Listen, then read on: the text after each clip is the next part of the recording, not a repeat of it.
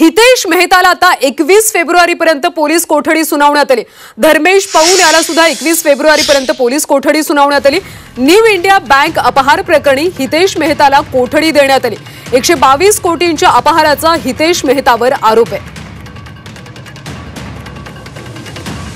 सविस्तर अपडेट्स घेऊयात आमचे प्रतिनिधी मनोज कुलकर्णी यांच्याकडून। मनोज, हितेश मेहताला 21 फेब्रुवारीपर्यंत पोलीस कोठडी सुनावण्यात आली। कोर्टात आज नेमकं काय काय घडलं?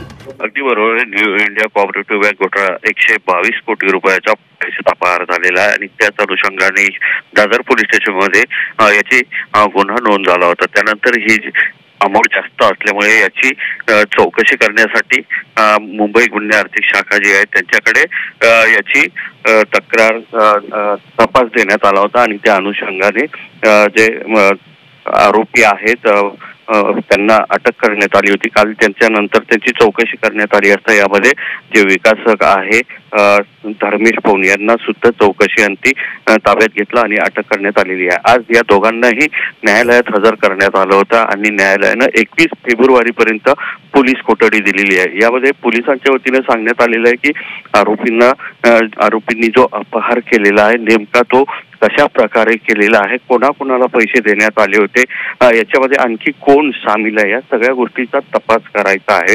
यामध्ये मिळालेल्या माहितीनुसार जवळपास 70 कोटी रुपये जे आहेत ते पौन जो धर्मेश पौन नावाचा जो आरोपी आहे त्याला देण्यात आल्याची माहिती समोर येत आहे आणि या सगळ्या गोष्टीचा जो तपास आहे तो करायचा आहे। 1990 पासून जर कामाला होते तर त्यांनी हा घोटाळा केला होता तर लक्षात कसा आला नाही असा सुद्धा न्यायालयानं प्रश्न विचारलेला आहे। या संदर्भात आता पोलीस काय चौकशी करतायत आणि कशा प्रकारे आणखी आरोपी आहे आणि पैसे कशा प्रकारे विल्हेवाट लावण्यात आलेले याचा सगळा तपास आता पुढच्या 5 दिवसात पोलीस करणार आहेत। धन्यवाद मनोज या सगळ्या सविस्तर माहितीबद्दल। तर हितेश मेहताला आता 21 फेब्रुवारीपर्यंत पोलीस कोठडी सुनावण्यात आली।